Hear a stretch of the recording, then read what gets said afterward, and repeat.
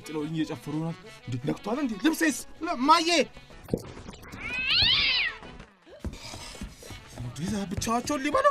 ደሞልሞልዬ ናና አስቀምጥ አሁን አትበላም ሳትጨፍር ሄደ ደዛ ተንከሲስ ወይኔ ማዬ ሁሌ አላስተረፍሽም እኮ ዛሬ አች ሞቅ አልኩት እንጂ እንዴ በድሉ መጣ እንዴ ከፋት ወዲያው በሩ የማቤት ነው ግን የኦናና ነው መሰለኝ ኦናና ግጥም አውጣ ማዶ አንድ ጀበና እዚህ ማዶ አንድ ጀበና የኔም ኦናና የኢትዮጵያ ጀግና ወያ ወዬ አቤ